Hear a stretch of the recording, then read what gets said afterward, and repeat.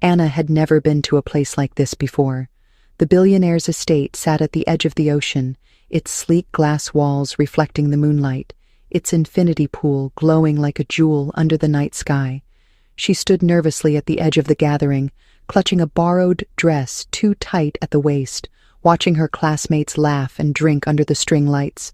She had come only because her roommate had begged her. "Just one night. Anna, please, it will be fun."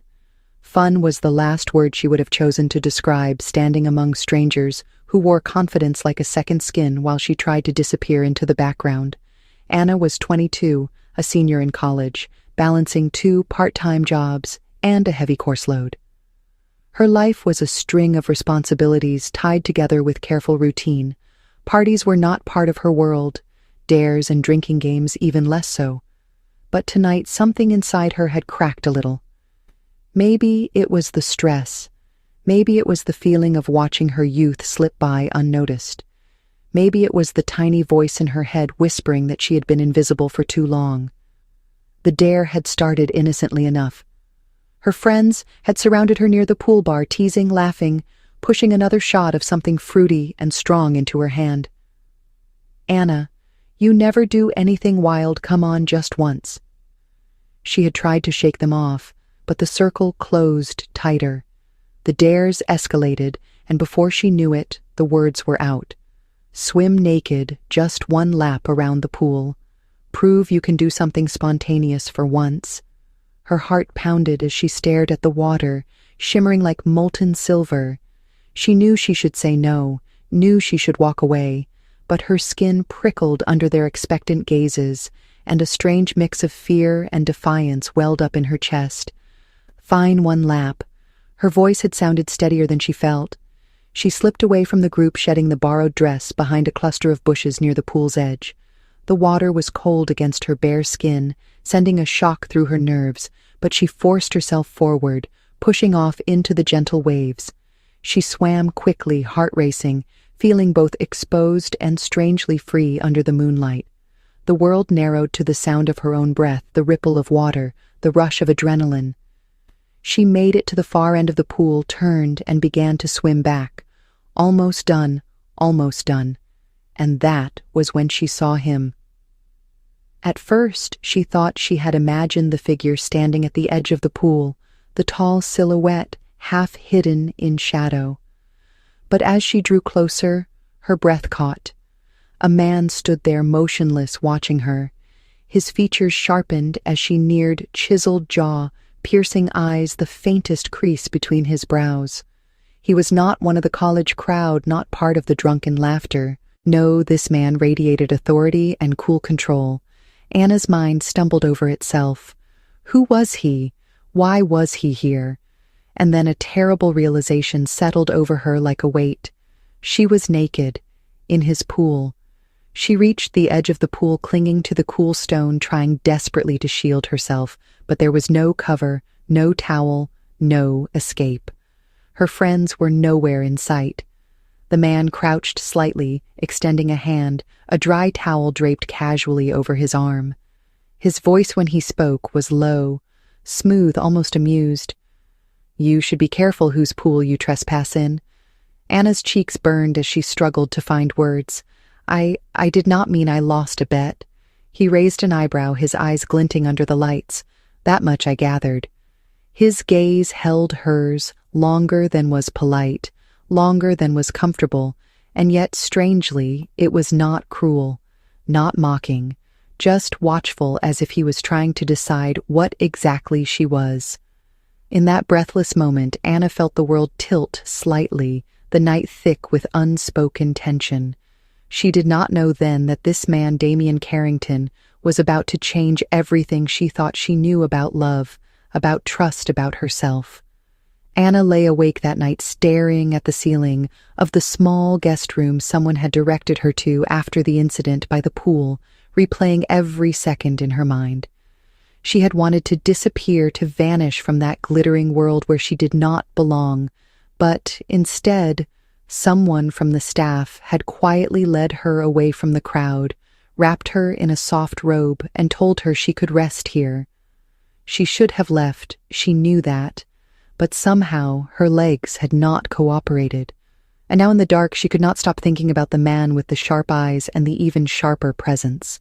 Damian Carrington, billionaire tech investor known for turning crumbling companies into gold overnight, known for keeping out of the media, known for a cold heart and a brilliant mind. Anna only knew his name because it was on the invitation her roommate had waved around in triumph a week ago, the golden ticket to the party of the season. She never expected to meet him, let alone stand dripping wet and shivering under his gaze. She shivered again, just remembering the intensity of it. Anna's world was nothing like this. She had grown up in a small town in Pennsylvania, the daughter of a single mother who worked 2 jobs to keep food on the table. Her teenage years were a blur of part-time shifts and study groups and quiet nights dreaming of a future where she could finally breathe.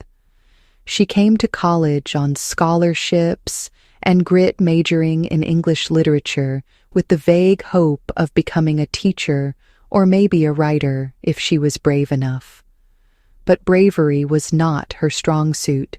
She knew her limits. She had always been the quiet one, the careful one, the invisible one. She thought about her life compared to his.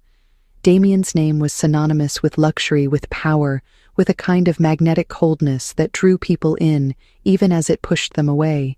He was 35 and already a legend in business circles. Rumor had it he lived alone by choice, that no woman had ever lasted long by his side, too demanding, too focused, too closed off. And yet something about the way he had looked at her by the pool did not match the stories.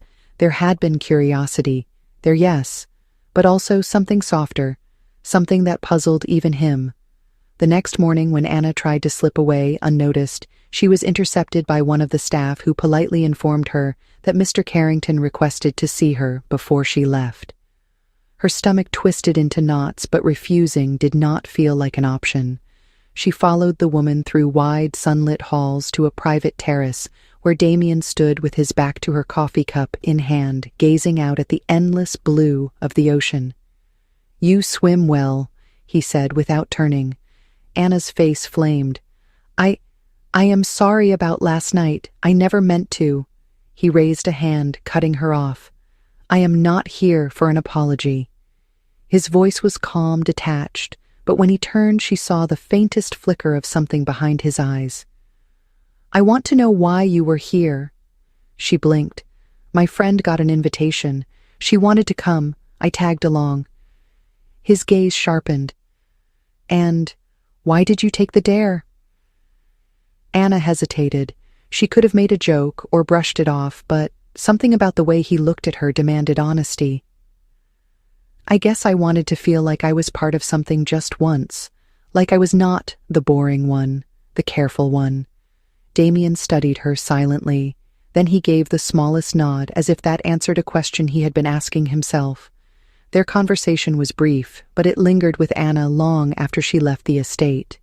She told herself it was just a strange moment in a strange night, that she would never see him again, that their worlds were too far apart for any real connection. But life had a way of ignoring such logic. A week later, she received a message. An invitation. Dinner. Just the 2 of them. Anna stared at the message for hours before answering. She told herself she was curious, that she wanted to see if the man behind the legend was as cold as they said, or if the flicker she'd glimpsed was real. But deep down she knew it was more than that. She felt drawn to him in a way she could not explain, and it terrified her. When she arrived at the restaurant, a discreet, private space that whispered money and exclusivity, Damian was already there waiting. He stood as she approached, pulling out her chair himself.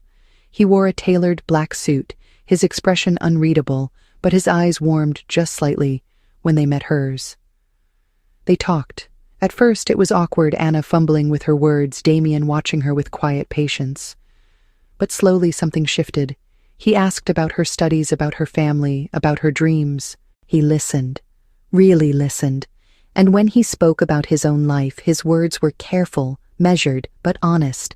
Anna learned that Damian had been raised in privilege, but had watched it all fall apart when his parents' marriage crumbled and their fortune was torn in half. He rebuilt his empire not from inheritance, but from sheer willpower.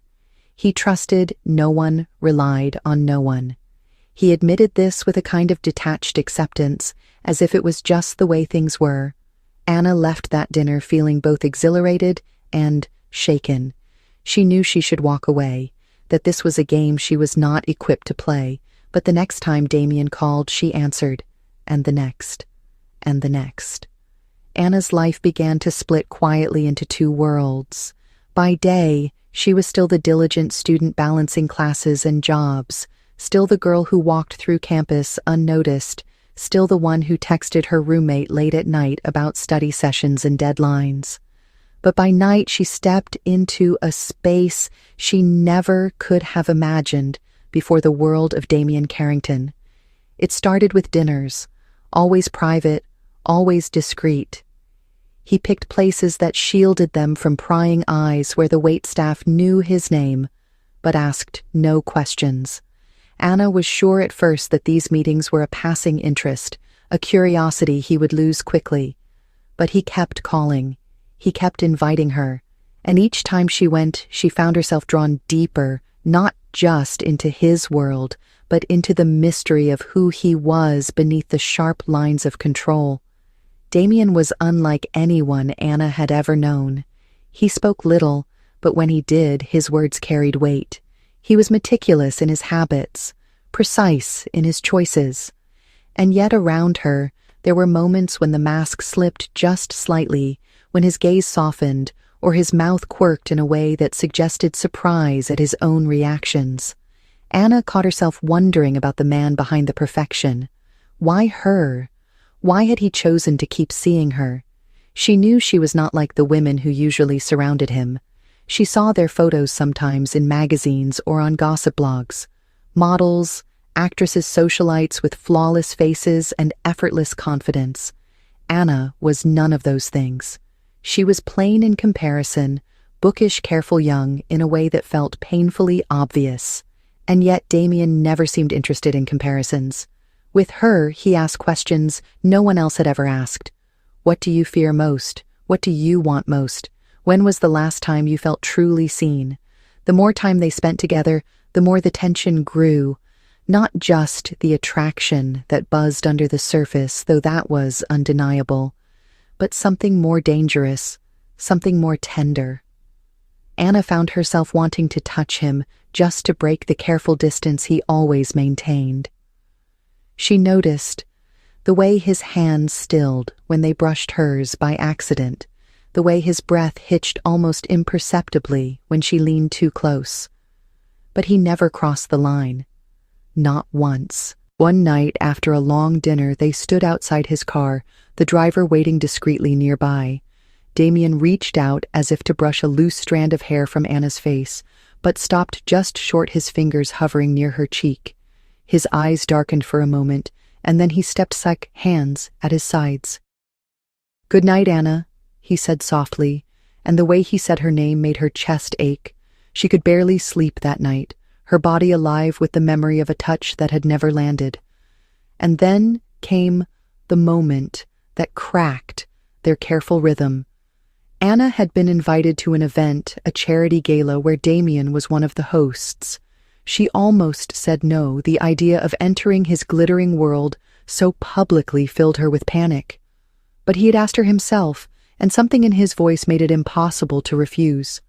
She borrowed a gown from a friend, spent hours twisting her hair into place, and still felt woefully unprepared as she stepped into the grand hall where every surface gleamed and every guest sparkled. Damien found her near the entrance, his expression unreadable, but his eyes flickering with something sharp and possessive when they swept over her. "You look beautiful," he said quietly, and it was the first time she had heard him use the word, not in passing, not as a polite compliment, but as a truth. The night passed in a blur of introductions and polite conversation. Damien never left her side, his presence a shield against the curious glances and whispered speculation. Anna felt like she was walking through a dream, a dangerous, glittering dream that could vanish at any moment. And then it happened. At the end of the night, as they stood together on the balcony overlooking the city, Damien turned to her and said, "I should not be doing this." His voice was low, rougher than she had ever heard it. Anna's heart stuttered in her chest. "Doing what?" she whispered. "Wanting you this much." The confession hung between them, raw and trembling. Anna reached for his hand before she could think, before she could lose her nerve. Damien froze for a moment, as if startled by his own longing, and then very slowly he folded his fingers around hers. They stood there like that in the quiet, with only the city lights as witness. Neither spoke, but everything had changed. Over the next few weeks, the shift between them deepened. Damien began inviting her into his private spaces, not just the restaurants and events, but his home, his office, his life. Anna saw the loneliness woven into his routines, the late nights, the quiet meals, the endless work. She saw the way his staff treated him with a deference that bordered on fear, the way his phone never stopped buzzing, the way his shoulders never seemed to fully relax.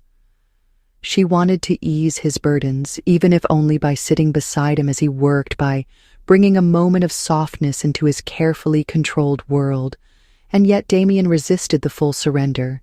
There were moments when Anna felt him pull back, moments when she caught the flicker of old wounds behind his eyes. She learned about his past in fragments: a father who measured love in achievements, a mother who drifted away long before she actually left, a string of betrayals that had taught him trust was a weakness. Anna's heart ached for him, even as she struggled with her own insecurities. What if she was just another passing distraction? What if she was not enough to hold his attention? The turning point came unexpectedly one rainy evening when Anna showed up at his office unannounced. She had brought him dinner, a simple meal she had cooked herself, tired of imagining him eating alone at midnight. Damien looked up from his desk, surprised. Then something in his face softened in a way she had never seen before. He stood, walked over, and without a word pulled her into his arms. Anna froze, breath caught against his chest, but Damien only held her, his grip firm, yet trembling, as if he was afraid she would disappear if he let go. "I do not want to be alone anymore," he whispered against her hair. Anna clung to him, not because she knew all the answers, not because she knew where this would lead, but because in that moment she believed they could find the answers together. Anna could not stop replaying the feeling of his arms around her, the quiet confession he had whispered, as if the words had been locked away for years. She knew that moment had changed something between them, but she also knew Damien was not a man who let his walls fall easily. In the days that followed, they spent more time together, but always within the safe boundaries he carefully maintained. They shared meals, long conversations, late nights, sitting close, but never crossing that invisible line, neither daring to name what they were building. Still, Anna felt the shift inside her, a tender ache of wanting more, mixed with the fear that if she pushed too hard, she might shatter the fragile trust they were weaving between them. Then came the night that peeled everything open. Damien invited Anna to his private estate for the weekend, a place he said few people had ever been. She arrived nervous, unsure of what to expect, and was struck by the contrast between his public world and this space. The estate was beautiful, but it was not cold or imposing.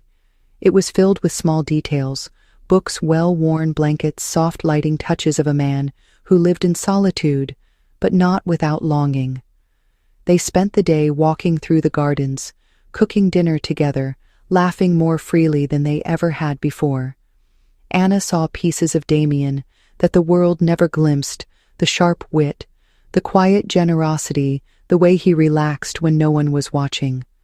That night, as they sat by the fireplace, Anna leaned her head on his shoulder, and for the first time he let his fingers thread through her hair, his touch light but reverent. "You make me remember things I thought I buried," he said softly. Anna lifted her eyes to his, searching his face for the pain she sensed beneath the words. "What things?" she asked. Damien hesitated, then exhaled slowly. "I was not always like this," he murmured. "I used to believe in trust, in love, in promises. And then I learned what happens when you let people too close." Anna listened, heart aching, as he told her about the betrayal that had shaped him, the business partner, who had been like a brother, the one who stole not just money, but faith. She heard the grief in his voice, the wounds he rarely showed. Without thinking, she reached up, cupped his face gently in her hands. "I am not here to hurt you, Damien," she whispered. "I know," he said quietly, closing his eyes for a moment. "That is what scares me." For a long time, they sat there in silence, not needing to fill the space with words. And yet, as much as they were drawing closer, Anna sensed the weight Damien still carried, the burden of his past, the armor he wore so well. She wondered if he would ever truly let it fall. The test came sooner than either of them expected. One afternoon, while they were at the estate, a call came that pulled Damien back into the chaos of his business world. A crisis, a legal threat, a betrayal unfolding in real time. Anna watched as the man she had come to know slipped back into the ruthless CEO, the one who shut out everything human in order to survive. He left abruptly, instructing his staff to take care of her, promising he would return. But as the hours turned into days and the days into a week, Anna felt the sharp edge of uncertainty creeping in. When Damien finally called, she heard the exhaustion in his voice, but also the distance. "I am sorry," he said. "I need to fix this." Anna understood she really did, but the ache in her chest grew heavier with every passing moment. She tried to wait, tried to be patient, but eventually the doubt spilled over. She sent him a message, simple and raw. "Are we just pretending this matters?" Hours passed before he answered. "Meet me?" He said just that, nothing more. Anna's heart pounded as she arrived at his office late that night. The building was quiet, the city lights reflecting in the windows. She stepped inside and found Damien standing alone by the window, his posture tense, his eyes shadowed. When he turned to her, she saw something unguarded in his face. "I have built my life around control," he said softly, "around not needing anyone. You are the first thing that has ever made me want to break that." Anna stepped closer, her throat tight. "So why are you pushing me away?" Damien looked at her, and for a long moment he said nothing. Then very quietly he murmured, "Because if I let myself need you and you leave, it will destroy me." The confession broke something in both of them. Anna reached for him, trembling, and this time when he pulled her close, it was not careful or restrained. It was desperate, raw, aching. They held each other like two people who had been lost in the dark for too long. "I am not going anywhere," Anna whispered fiercely.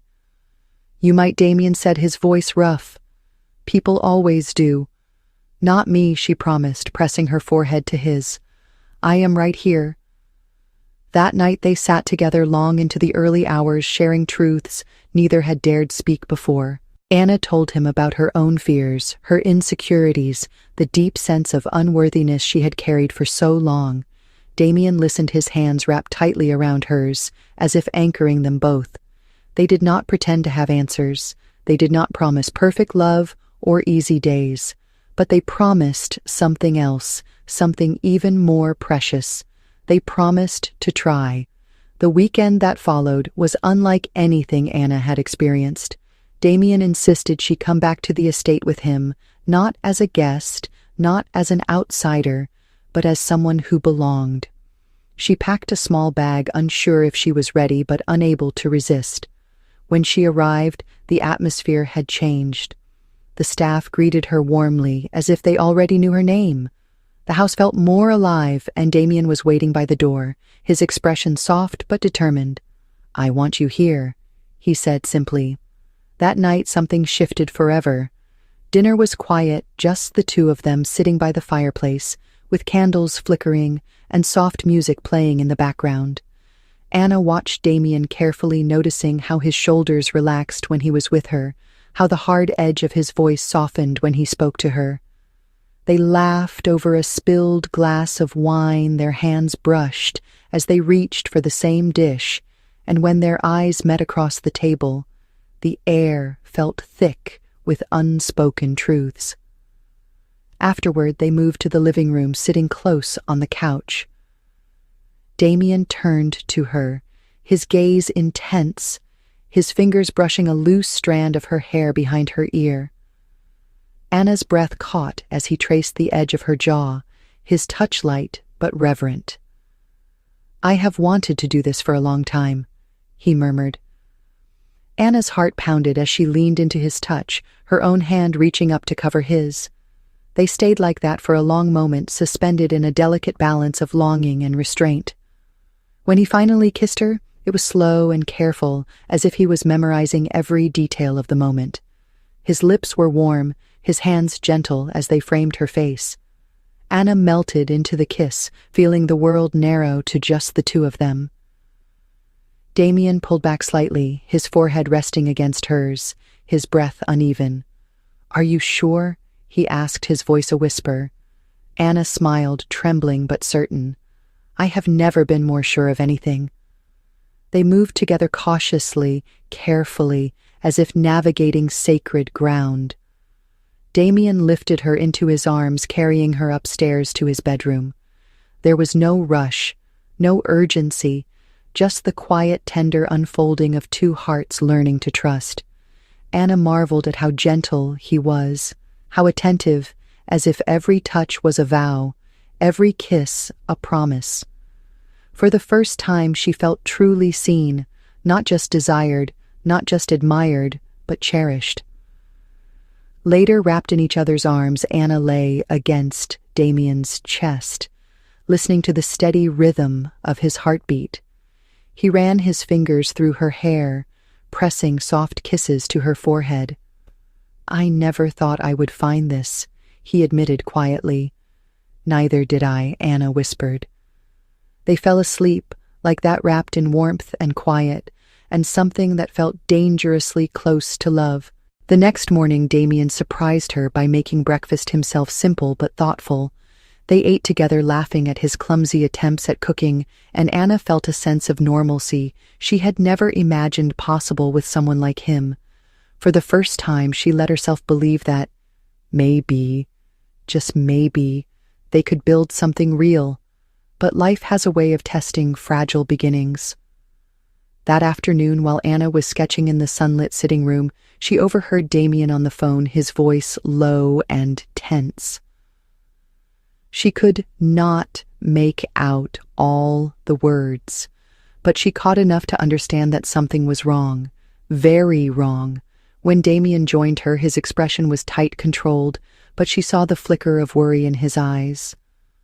"We need to talk," he said softly.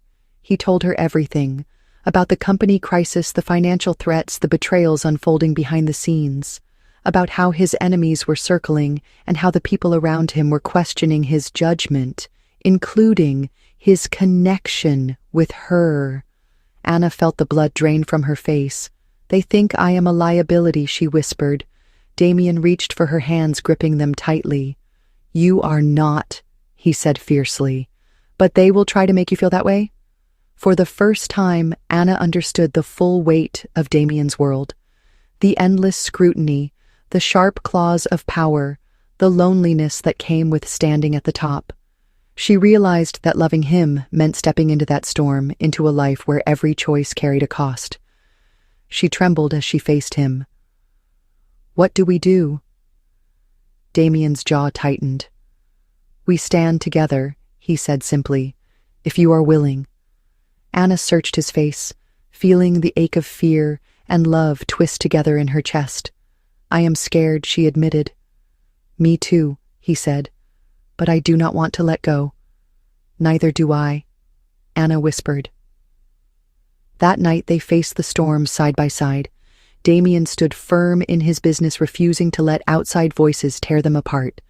Anna found her own quiet strength, refusing to hide or apologize for their love.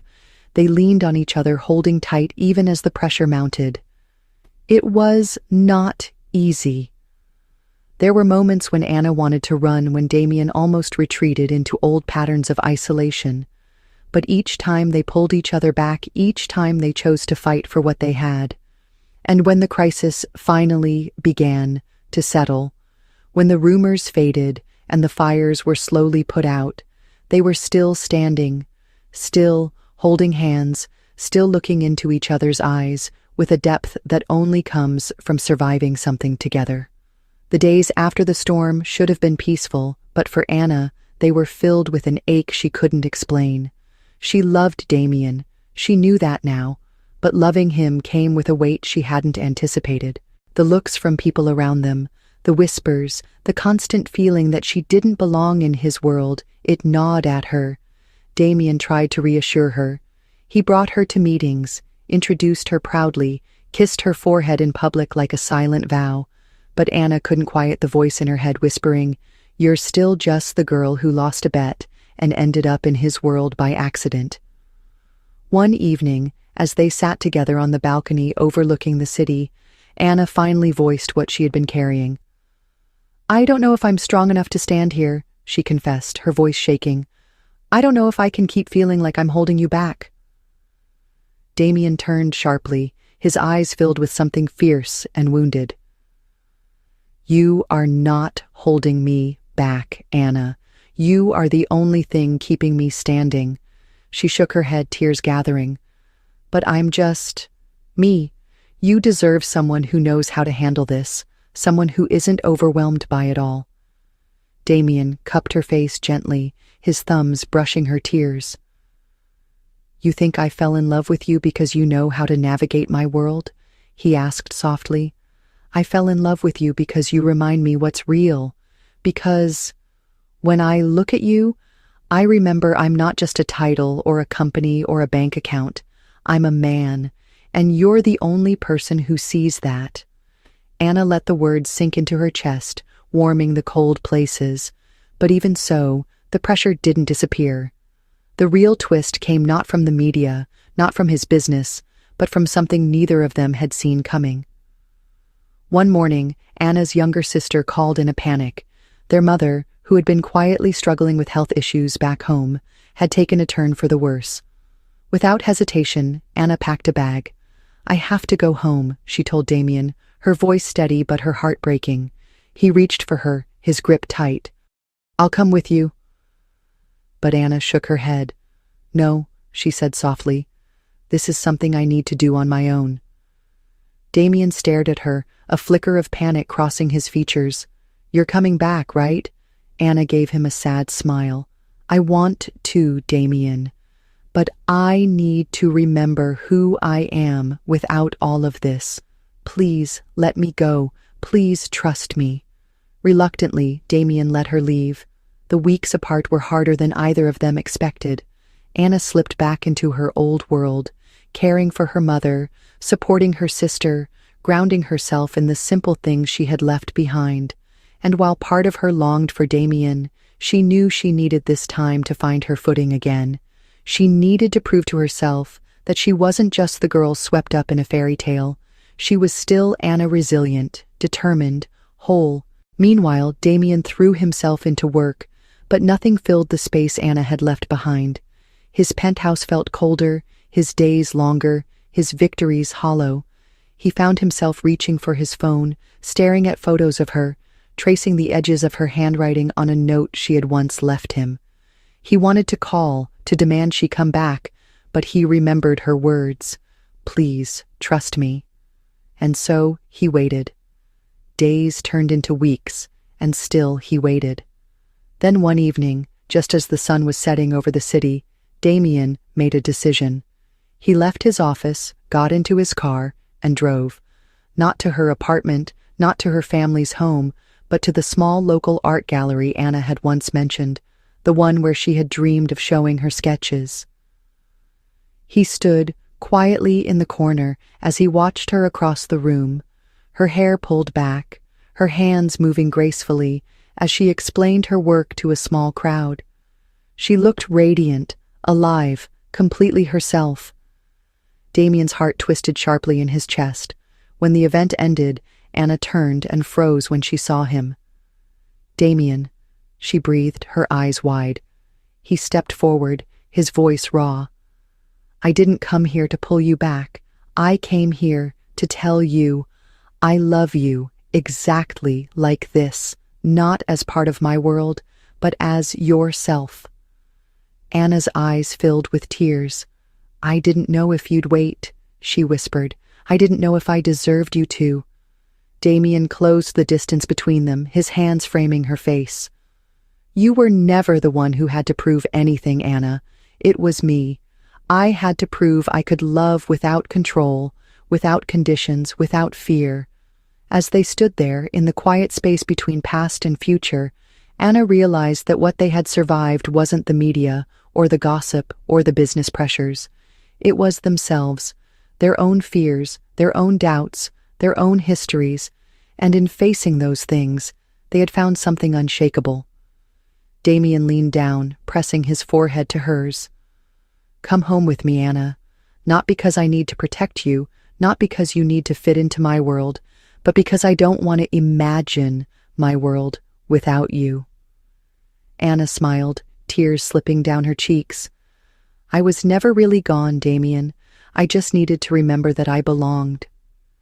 He kissed her then, not as a billionaire claiming his prize, not as a man trying to fix his loneliness, but as someone who had finally learned what it meant to love fully, honestly, without apology.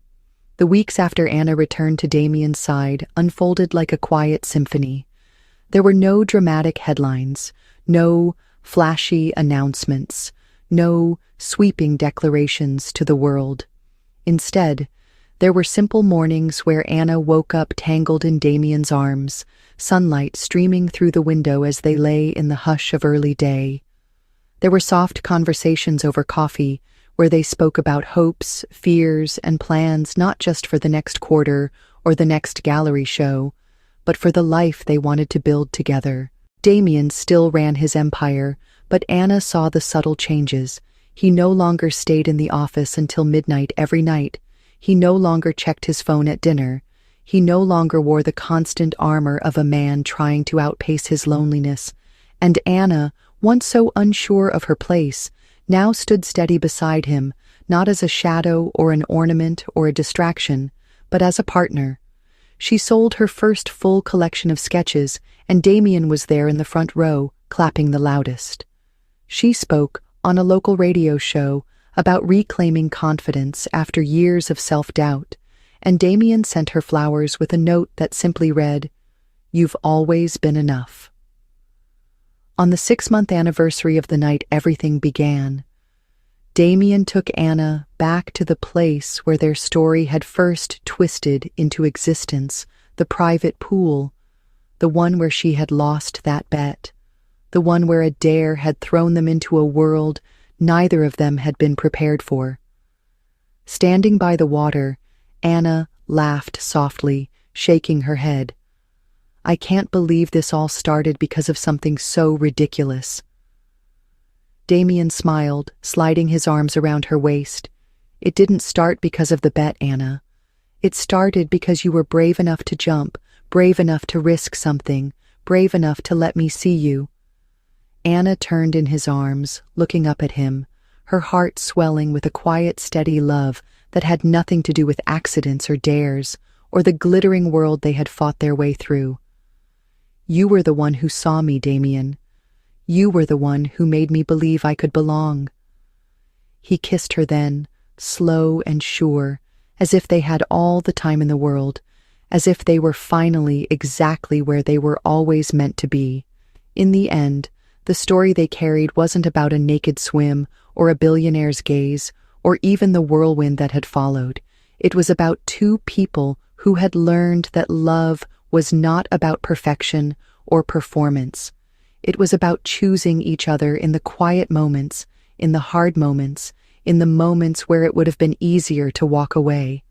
As the sun dipped below the horizon, casting the pool in gold and shadow, Anna whispered the words that had been sitting in her chest for months. "Thank you for waiting for me." Damien smiled, resting his forehead against hers. "Thank you for making the wait worth it." And as they stood there, arms wrapped around each other, hearts steady and sure, they both knew the truth. Some love stories aren't about grand beginnings or flawless endings. They're about the courage to stay when everything tells you to run, and that, more than anything, was the story they would carry forward, together.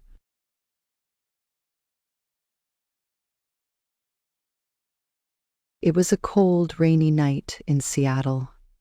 The streets were slick with water, and the sound of rain hitting the pavement filled the air. Emily Carter, a 28-year-old nurse at Seattle General Hospital, trudged home after a grueling shift. Her dark hair stuck to her face, drenched from the storm, but she barely noticed. She pulled her thin jacket closer, her mind elsewhere. Life had been hard on her. Her mother had died years ago from a relentless illness, leaving a hole she couldn't mend. Then her ex-boyfriend walked out, breaking what trust she had left. Now she lived for her patients, giving everything to save others because she couldn't save the ones who mattered most. As she crossed a quiet street, a sudden screech tore through the rain. She froze, her heart jumping. Headlights flared in the darkness, followed by a sickening crunch. A car had veered off the road, slamming into a lamppost just yards away. Steam hissed from the crumpled hood, and the driver's side door hung open, swaying in the wind. Emily's training kicked in.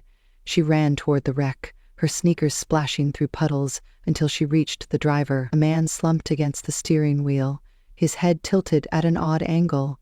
Blood streaked his forehead, and his breathing came in shallow gasps. Emily dropped to her knees beside the open door, her hands steady despite the tremor in her chest. She leaned in, assessing him. His chest rose unevenly, and a faint wheeze escaped his lips. She grabbed his shirt, a soaked white button-up, and tore it open with a sharp tug, the fabric ripping under her fingers. His chest was bruised, ribs likely cracked from the impact. She pressed her palm against his sternum, feeling for movement, then checked his pulse at his neck. It was weak, but there. Rain poured over them, soaking her further, but she didn't care. She shrugged off her jacket, pressing it against his chest to stabilize him, tying the sleeves around his back to hold it tight. "Hold on," she said, her voice firm but soft. "Don't die. I can't lose anyone else tonight." She fumbled for her phone, her fingers slippery with water and blood, and dialed 911 on 11. "There's been an accident off Pine Street," she said, her words quick. "Male driver, unconscious, possible chest trauma. Send an ambulance now." The man's head lolled, his eyes fluttering open for a moment. They met hers, brown and dazed, a spark of life fighting through the haze. His lips parted, a whisper slipping out. "Thank you, Angel." Then his eyes shut, his body going slack. Emily's breath hitched. She pressed harder on the jacket, urging him to stay alive. "Come on," she muttered, her voice shaking. "Help's coming. Stay with me." Sirens wailed in the distance, growing louder. Red and blue lights flashed as an ambulance rounded the corner, skidding to a stop. Paramedics rushed out, pulling Emily aside as they took over. She stumbled back, rain streaming down her face, watching as they checked his vitals and lifted him onto a stretcher. "He's got a pulse," one shouted, securing an oxygen mask over his face. Another loaded him into the ambulance, the doors slamming shut. Emily stood there, breathless, as the vehicle sped off, disappearing into the wet night. She didn't know his name, didn't know if he'd make it. All she knew was she'd given him a chance. Her hands trembled, stained with his blood, the rain diluting it into faint streaks. She turned away, walking home in a fog. His words lingered in her head. "Thank you, Angel." It was barely audible, lost in the storm, but it clung to her. She didn't feel like an angel. She felt drained, fractured, like someone who kept pushing forward even when it hurt. At her small apartment, she shed her wet clothes and collapsed onto the couch, staring at the ceiling. She didn't know why this stranger mattered so much. Maybe it was because saving him felt like reclaiming something she'd lost when her mother faded away. Across town, the man lay in a hospital bed, surrounded by beeping machines. His name was James Sullivan, a 32-year-old CEO of Sullivan Tech, a company known for its bold innovations. He didn't know it yet, but the woman who'd knelt by his wrecked car had just altered his path. Drifting between sleep and pain, her face haunted him, those worried eyes cutting through the rain. He didn't know who she was or where she'd gone, but one thought stuck. He had to find her. Morning came, rain still tapping against Emily's window. She dragged herself up, her body sore from the night before. She pulled on fresh scrubs and headed back to the hospital, ready for another shift. She tried to shove the stranger from her mind, telling herself he was just another case, another life she'd brushed against. But something nagged at her, a feeling she couldn't shake. Their story didn't feel finished. At the same time, James woke in a stark hospital room. Sunlight filtered through the blinds, tracing lines across his bruised face. His ribs ached, every breath a reminder of the crash, but he was alive. He shifted, seeing his assistant Sarah by his bedside, her laptop open. "You're up," she said, her voice thick with relief. "We thought we'd lost you." James rubbed his forehead, his throat dry. "What happened?" Sarah explained. He'd been driving late, swerved to avoid something in the road, and hit a pole. A woman had found him, kept him stable. "She called it in," Sarah said. "Without her, you'd be gone." James sat up, grimacing. "Who was she?" Sarah shook her head. "No idea. She left before anyone got her name." He closed his eyes, picturing her face, those eyes filled with urgency and care. "Find her," he said, his voice firm despite the pain. "I need to thank her." Sarah nodded, her fingers already moving across the keyboard. James sank back, his mind churning. He didn't know why she mattered so much, why her voice echoed in his skull. "Thank you, Angel." He'd said it half-conscious, but it fit. Whoever she was, she'd pulled him back from the edge. He wasn't letting her slip away. Emily moved through her shift at Seattle General like a shadow. She checked vitals, changed bandages, offered quiet reassurances, but her thoughts kept drifting to the crash, to the man she'd dragged from the wreckage. She wondered if he'd survived, if he'd remember her hands on his chest. Probably not, she told herself. People forgot the ones who saved them, lost in their own survival. As she finished her rounds, a coworker handed her a note. "Someone dropped this off," they said. Emily unfolded it, her pulse quickening. The message was short. "Thank you for saving me. Meet me at the Pinnacle, 6 p.m. tonight." A white rose was tucked inside, its petals damp against her fingers. She stared at it, a mix of confusion and curiosity stirring. Who was he, and why did he want her there? Emily stood in her cramped apartment, staring at the note in her hand. The white rose rested on her kitchen counter, its faint scent mixing with the stale air. The words looped in her mind. "Thank you for saving me. Meet me at the Pinnacle, 6 p.m. tonight." She glanced at the clock. It was already 5 p.m. She didn't know who he was or why he'd tracked her down, but something about the note tugged at her. Maybe it was curiosity. Maybe it was the rose. She hadn't been think like this before, not with such intent. At the hospital, gratitude came in fleeting smiles or quiet nods, never invitations to fancy restaurants. She sighed, running a hand through her hair. The Pinnacle was upscale, the kind of place she'd never stepped foot in on her nurse's salary. Her wardrobe reflected her simple life, scrubs, jeans, a few faded sweaters. She settled on a plain black dress, the only thing she owned that might pass as decent. It was old, a relic from a date years ago with her ex, but it would do. She slipped it on, brushed her hair, and grabbed her coat. As she locked the door, doubt crept in. What if this was a mistake? What if he wasn't the man from the alley? But her feet kept moving, carrying her to the bus stop. Across town, James sat in his hospital room, adjusting the cufflinks on a crisp suit Sarah had brought him. His side ached, but he'd insisted on leaving for this meeting. Sarah hovered nearby, her brow furrowed. "You sure you're up for this?" she asked, closing her laptop. James nodded, his jaw tight. I owe her. She didn't just save my life, she gave me a reason to think about it. Sarah raised an eyebrow, but didn't argue. She'd already tracked Emily down through hospital records, a perk of being assistant to a CEO with connections. Her name's Emily Carter, Sarah said. Nurse at Seattle General, no family listed, keeps to herself. James listened, filing away the details. Emily.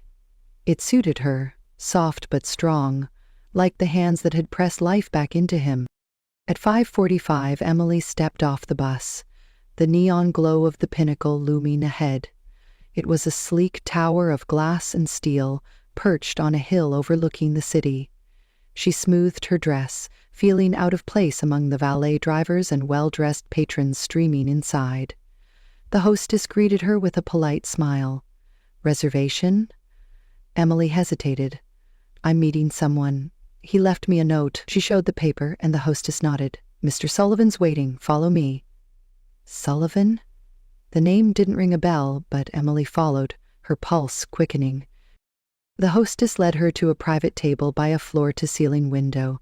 The city sparkled below, rain-streaked and alive. A man stood as she approached, tall and broad-shouldered, his dark hair neatly combed. He wore a tailored suit, but the faint shadow of a bruise marked his jaw. Emily froze. It was him, the man from the alley, cleaned up and standing like he owned the room. Which, she realized, he might. You're her, he said, his voice low and warm. The one who saved me. Emily nodded, unsure what to say. I'm glad you're okay. I didn't expect this. He gestured to the chair across from him. Please sit. I'm James Sullivan. She sat, folding her hands in her lap. James settled back into his seat, studying her. Up close he was striking, with sharp cheekbones and eyes that held a quiet intensity, but she didn't linger on that. She was here for answers, not flattery. Why am I here? She asked, her tone direct. James took a breath, leaning forward. First, thank you. I'd be dead if you hadn't found me. The doctors said another minute and I wouldn't have made it. Emily shifted, uncomfortable with the praise. It's my job. Anyone would have done it. He shook his head. No, not anyone. You. She waited, sensing there was more. James clasped his hands on the table, his gaze steady. I run Sullivan Tech. It's a company my father built, but my mother shaped its heart. She was a philanthropist, spent her life helping people who couldn't help themselves. Before she died, she left me a wish. He paused, his voice softening. She wanted me to marry a good woman before I turned 33. Someone kind. Someone who'd carry on her dream. If I don't, the charity fund she left me, millions of dollars, dissolves. Her dream dies with it. Emily frowned, piecing it together. When's your birthday? She asked. 3 months from now, he said. And last night you proved you're the kind of woman she meant. Her stomach twisted. What are you saying? James met her eyes, unflinching. I'm asking you to marry me. Not for real, just for show. 3 months. That's all I need. Pretend to be my wife. Help me secure the fund, and I'll give you something in return. Name it. Emily stared at him, her mind racing. This was insane. She didn't even know him, and now he wanted her to play house? You're serious, she said, half a question. He nodded. Dead serious. She leaned back, crossing her arms. Why me? You don't know anything about me. James smiled faintly, the first crack in his polished exterior. I know you knelt in the rain to save a stranger. I know you didn't ask for anything after. My mother believed kindness like that is rare. So do I. Emily looked away, out at the city lights. She didn't feel rare. She felt tired, stretched thin by years of giving without getting back. But his words stirred something, a flicker of purpose she hadn't felt since losing her mum. What's the fund for? She asked, testing him. A free hospital, he said. She started it before she got sick. No one should die because they can't pay, that was her rule. I want to finish it. Emily's chest tightened. Her mother had died in a crowded ward, waiting for care that never came. She'd dreamed of opening a clinic ever since, a place where no one would be turned away. James didn't know that, but his offer hit closer than he realized. She studied him, searching for a catch. "What's in it for me?" she asked. He didn't blink.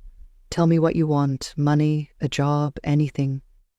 She thought for a moment, then spoke. "A clinic, my own place, free for anyone who needs it. If I do this, you make that happen." James didn't hesitate. "Done. I'll fund it, every cent. You'll have it by the time we're through." Emily bit her lip, weighing her options. It was crazy, reckless even, but the clinic, her mother's dream, it was worth the risk. "Okay," she said finally, her voice steady. "I'll do it. 3 months, that's it. But this is a deal, nothing more. Don't expect me to fall for you." James nodded, a flicker of relief in his eyes. "Fair enough, it's a deal." He extended his hand across the table. Emily took it, her grip firm despite the unease in her gut. His hand was warm, steady, and for a second she wondered what she'd just agreed to. As they shook, a waiter approached with menus, breaking the tension. James ordered wine, and Emily stuck to water, keeping her head clear. They ate in near silence, the weight of their agreement settling between them. She watched him across the table, this man she'd pulled from death's edge, now asking her to step into his world. He was polished, confident, but there was a shadow in his eyes, a loneliness she recognized. She pushed it aside. This wasn't about him, it was about the clinic, about keeping her mother's memory alive. When dinner ended, James stood, offering to drive her home. She declined, preferring the bus. "I'll see you tomorrow," he said. "We'll start making this real." She nodded, slipping the rose into her pocket as she left. On the ride home, she stared out the window, rain streaking the glass. She'd saved him once, and now she was saving something else, something bigger. But as she clutched the note in her hand, a small voice whispered, "What if this saved her too?" The next morning, Emily packed a small suitcase and stood outside her apartment, waiting. A sleek black car pulled up and James stepped out, dressed in a gray suit that made him look every bit the CEO. He took her bag without a word, placing it in the trunk. "Ready?" he asked, his tone calm but expectant. Emily nodded, though her stomach churned. She wasn't just leaving her home for 3 months, she was stepping into a life she didn't belong in. "Let's get this over with," she said, sliding into the passenger seat. James drove in silence, the hum of the engine filling the space between them. His mansion sat on a hill overlooking Seattle, all glass and stone, surrounded by manicured lawns. Emily stared as they pulled into the driveway. "This is where you live?" she asked, unable to hide her awe. James shrugged. "It's just a house." But it wasn't just a house to her, it was a fortress, a world apart from her cramped apartment with its leaky faucet and peeling paint. He led her inside, past a grand staircase and into a living room with a view of the city skyline. "Your room's upstairs," he said. "Second door on the right. Make yourself at home." Emily settled in, unpacking her few belongings into a guest room bigger than her entire apartment. The bed was soft, the walls lined with books she'd never have time to read. She sat on the edge of the mattress, staring at her hands. This was temporary, she reminded herself. 3 months for the clinic? That's all it was. Downstairs, James met with Sarah, going over schedules. "First event's tomorrow," Sarah said. "Charity gala. You'll introduce Emily as your fiancé." James nodded, glancing up the stairs. "She'll handle it," he said, though he wasn't entirely sure. The next evening, Emily stood in front of a mirror, tugging at the emerald green dress James had sent up. It fit perfectly, hugging her frame in a way that felt foreign. She wasn't used to this, to silk and heels and hairpins holding her curls in place. James knocked on her door, stepping in when she mumbled a reply.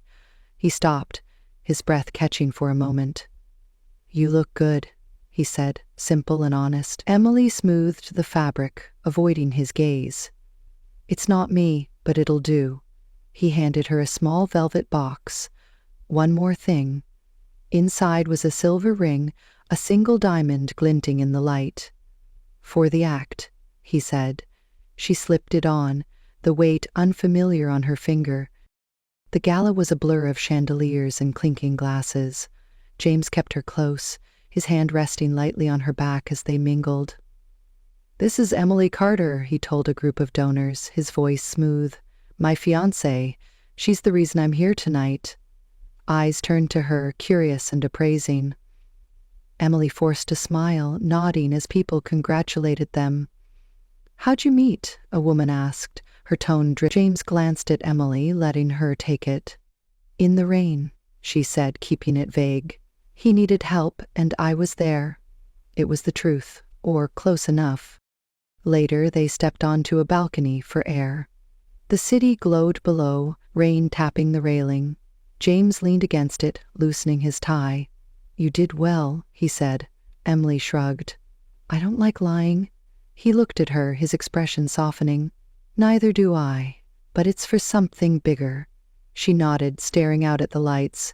"Tell me about her," she said suddenly. "Your mom?" James hesitated, then spoke. "She was tough. Grew up poor, fought for everything. When she married my dad, she made him promise to give back. The hospital was her dream. No one should die waiting," she'd say. Emily listened, her chest tightening. "My mom died waiting," she said, her voice quiet. "Crowded ward, no beds. I wanted to be a nurse to fix that, but it's never enough." James turned to her, his eyes searching hers. "It will be. That clinic, it's yours. I'll make sure of it." For the first time, she saw past the CEO to the man carrying a promise. They stood there, the rain a soft curtain around them, until Sarah called them back inside. Days turned into weeks. They fell into a rhythm, playing their parts. James took her to the hospital site, a half-built structure on the edge of town. He walked her through it, pointing out where the ER would be, the pediatric wing. "Mom wanted this for people like her," he said, kicking a pebble across the dirt. "People who had nothing." Emily ran her hand along a concrete beam, picturing her clinic. "Mine's smaller," she said, "but it'll matter." He smiled, faint but real. "It already does." One afternoon, he drove her to a storage unit. Inside was a box of his mother's things, dusty and untouched. He pulled out a silver necklace with hope engraved on a pendant. "She wore this every day," he said, handing it to Emily. "It's yours now." She held it, the metal cool against her skin. "Why me?" she asked. "Because you're her kind of person," he said simply. She slipped it on, the word resting against her collarbone. It felt like a bridge, connecting her to a woman she'd never met. Nights were quieter. They ate dinner together, talking about the hospital, their mothers, the lives they'd lived. One evening, rain pounded the windows, and Emily found James in the study, hunched over blueprints. "You're still up," she said, setting a mug of tea beside him. He rubbed his eyes. "Can't sleep, too much to do." She sat across from him, sipping her own tea. "You don't have to do it alone," she said. He looked at her, something shifting in his gaze. "I'm starting to see that." The next night, rain fell harder. Emily sat in her room, staring at the necklace in her hand. She missed her mom, the ache sharper than usual. A tear slipped down her cheek, then another. She didn't hear James knock, didn't see him until he was beside her. "Hey," he said softly, sitting on the bed. "What's wrong?" She wiped her face, embarrassed. "Just thinking about her, my mom." He didn't say anything, just pulled her into a hug. His arms were steady, warm, and for the first time in years, she didn't feel alone. "You're not alone anymore," he said, echoing her thoughts. She stayed there, letting the rain drown out her sobs. Weeks later, they met the lawyer overseeing the fund, a stern man named Mr. Grayson. He eyed Emily, skeptical. "You're the fiancé?" he asked. She nodded, holding up the ring. 3 months? Isn't much time," he said. "Prove it's real." James squeezed her hand under the table, a silent promise. They left the meeting, tension easing as they stepped outside. "He's tough," Emily said. James laughed, a rare sound. "He's nothing compared to you." But trouble brewed. Mark, Emily's ex and Sullivan Tech's CFO, cornered her at a charity event. His suit was wrinkled, his eyes dark with resentment. "You're with him now?" he spat, his voice low. "James Sullivan? After what he did to me?" Emily frowned. "What are you talking about?" Mark smirked, leaning close. He's using you. Always has a plan, that one. Watch yourself. She stepped back, unease settling in her gut. Mark had broken her heart once. Left her when she needed him most.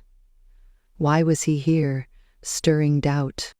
That night she sat with James on the mansion's patio, rain pattering above them. Mark said something, she admitted. That you're using me. James tensed, his jaw tightening. He's bitter. I fired him years ago for skimming funds. He's got no proof. She searched his face, wanting to believe him. This is still just a deal, right? She asked. He held her gaze too long for comfort. It's whatever you want it to be, he said. She looked away, her heart thudding. The lie was blurring, and she wasn't sure where the act ended anymore. They kept going, visiting the hospital site again. James handed her a hard hat, grinning. Future Dr. Carter, he teased. She laughed, the sound surprising her. Just Nurse Carter, she said. That's enough. He watched her, his smile fading into something softer. It's more than enough. The rain slowed, and for a moment it was just them, standing in the dirt, dreaming of something bigger. But Mark's words lingered, a shadow she couldn't shake. The days ticked down to James's 33rd birthday, now just 1 week away. The hospital project was nearly finished, its white walls rising against the Seattle skyline. Emily walked the halls with James, her sneakers scuffing the fresh concrete. She could see it now, patients filing in, kids laughing in the pediatric wing. No one turned away.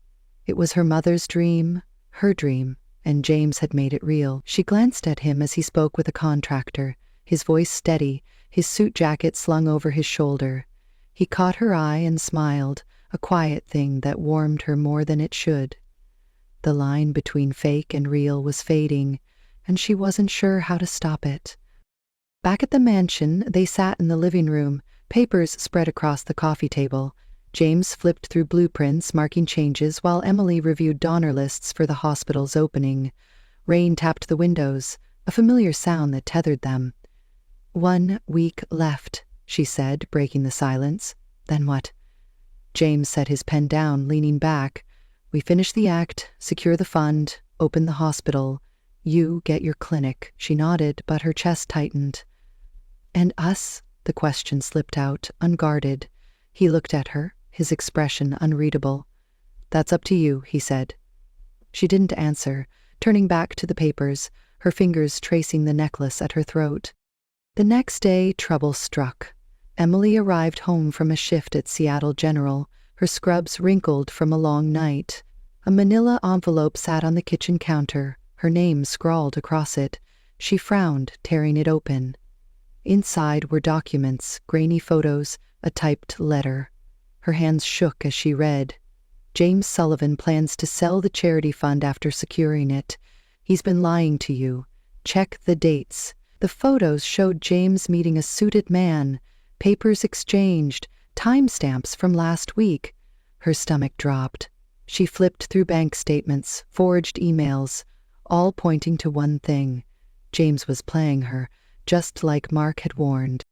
She sank onto a stool, the necklace heavy against her skin. Hope, what a joke. She'd let herself believe in him, in this, and now it was crumbling. The front door opened and James walked in, loosening his tie. Hey, he said, stopping when he saw her face. What's wrong? She held up the envelope, her voice cold. Explain this. He took it, scanning the contents, his brow furrowing. This isn't real, he said, tossing it on the counter. Someone's setting me up. She stood, anger flaring. Mark said you'd do this, use me, then toss me aside. I should have listened. James stepped closer, his eyes sharp. Mark? He gave you this? She nodded, her fists clenched. He warned me weeks ago. I didn't want to believe him, but this proves it. James ran a hand through his hair, pacing. He's lying, Emily. I fired him years ago for stealing. He's got a grudge. She laughed, bitter and hollow. And I'm supposed to trust you? After this? She pointed at the papers. You promised me a clinic, a hospital, all of it. Was that a lie too? He stopped, facing her. No, that's real. Every cent I've put into this. It's for her, for you. She shook her head, tears stinging her eyes. "I was right from the start. This was a mistake." She grabbed her coat, the ring glinting on her finger. "I'm done." James reached for her arm, his voice low. "Don't go, let me fix this." She pulled away, storming out into the rain. "Fix it yourself," she called back, the door slamming behind her. The city blurred as she walked, rain soaking her through. She didn't care. She'd been a fool, letting him in, letting herself feel. The necklace bounced against her chest, a cruel reminder of her trust. James stood in the empty kitchen, the forged documents scattered on the floor. He grabbed his phone, dialing Sarah. "Mark's behind this," he said when she answered. "Find out what he's doing, now." Sarah's voice crackled through. "I'll dig, but James, you need to tell her the truth." He hung up, staring out the window. Rain streaked the glass, mirroring the chaos in his head. He'd meant every word to Emily, every promise. This wasn't just about his mother anymore. It was about her, about them. He couldn't lose her, not like this. Hours later, Sarah called back. "It's worse than we thought," she said. "Mark's the one who attacked you. Hired a guy to do it, wanted you out of the picture. He's been sabotaging the fund too, funneling money to an offshore account. These fakes are his last play to break you two." James gripped the phone, fury rising. "Where is he?" Sarah hesitated. "Last seen at the old warehouse on 5th. Be careful." He grabbed his keys, rain pounding harder outside. "I'm ending this," he said, hanging up. Meanwhile, Emily sat on a bus stop bench, soaked and shivering. She'd walked aimlessly, her anger fading into a dull ache. The papers could be fake, she knew that. Mark had lied before, twisted things to hurt her. But the doubt lingered, gnawing at her. She pulled out her phone, scrolling to James's number, then stopped. What would she say? Before she could decide, headlights cut through the storm. A car sped past, swerving wildly. She squinted, recognizing it. James's car. Her heart lurched. She stood, rain blurring her vision, and saw it happen in slow motion. The car skidded, tires screeching, then slammed into a pole. Metal crunched, glass shattered. "No," she whispered, running toward it. The driver's door hung open. James slumped against the wheel, blood trickling from his temple. She reached him, her nurse's instincts kicking in. "James, wake up," she said, shaking him. He groaned, eyes fluttering. "Emily?" His voice was weak, slurred. She checked his pulse, steady but faint, and pulled him from the wreck, laying him on the wet pavement. She tore her sleeve, pressing it to his head wound. "Stay with me," she said, her voice breaking. "You can't leave me. Not now." Headlights approached, another car stopping nearby. Sarah jumped out, phone in hand. "Ambulance is coming," she shouted, kneeling beside them. Emily held James's hand, rain mixing with her tears. "Why'd you do this?" she asked. He coughed, forcing a smile. "Had to find you. Couldn't let you go." She squeezed his hand, guilt crashing over her. "I'm here," she said. "I'm not going anywhere." Sirens wailed as the ambulance arrived. Paramedics lifted James onto a stretcher, Emily following close. At the hospital, she paced the waiting room, her clothes dripping, the necklace cold against her skin. Sarah sat nearby, her face grim. "He'll be okay," she said. "He's tough." Emily nodded, but fear gripped her. She'd walked away, left him to chase her in a storm. If he didn't make it, she'd never forgive herself. A doctor emerged hours later, pulling off his mask. "He's stable," he said. "Concussion, broken ribs, but he'll pull through." Relief flooded Emily, her knees weak. "Can I see him?" The doctor nodded. "He's asking for you." She followed him to a room where James lay, pale but awake, hooked to monitors. His eyes found hers, tired but clear. "You're here," he said, a faint smile tugging his lips. She sat beside him, taking his hand. "I'm sorry," she whispered. "I should have trusted you." He shook his head, wincing at the movement. "I should have told you everything." Sarah stepped in, holding a tablet. "Mark's done," she said. "Police have him. He confessed to the attack, the sabotage. The fund's safe." James looked at Emily, his grip tightening. "It was never about the money," he said. "It was about her dream, and then it became ours." Emily's throat closed, tears spilling over. "I thought I'd lost you," she said. "Don't do that again." He chuckled. "Weak, but real. Promise." She stayed there, holding his hand as machines beeped softly. The rain outside slowed, a faint patter against the window. She'd run from him, from this, but now she couldn't imagine leaving. Mark's betrayal had torn them apart, but James's sacrifice had brought her back. She brushed his hair from his forehead, her voice soft. "You're not getting rid of me that easy." He smiled, closing his eyes. "Good," he murmured. "I need my angel." The hospital room was quiet, save for the steady beep of machines and the soft hum of the heater. Emily sat by James's bedside, her hand still wrapped around his. His chest rose and fell evenly now, the worst of the danger past. She hadn't left since they brought him in, her soaked clothes replaced with a spare set of scrubs from the nurse's lounge. The necklace with hope etched into it rested against her collarbone, a small weight anchoring her. Rain tapped the window, slower now, like the storm was finally letting go. She watched him sleep, his face bruised but peaceful, and felt something shift inside her. She'd almost lost him, and the thought hollowed her out. James stirred, his eyes blinking open. He turned his head, finding her in the dim light. "You're still here," he said, his voice rough but warm. Emily nodded, a faint smile breaking through her exhaustion. "Told you I wasn't going anywhere." He reached for her hand, his fingers brushing hers, weak but deliberate. "Good," he said. "I was afraid you'd run again." She looked down, guilt flickering in her chest. "I shouldn't have," she said. "I let Mark get in my head." "I'm sorry." He squeezed her hand, a small gesture that steadied her. "You had every reason to doubt. I didn't make it easy." She shook her head, tears pricking her eyes. "You almost died chasing me. That's more than enough."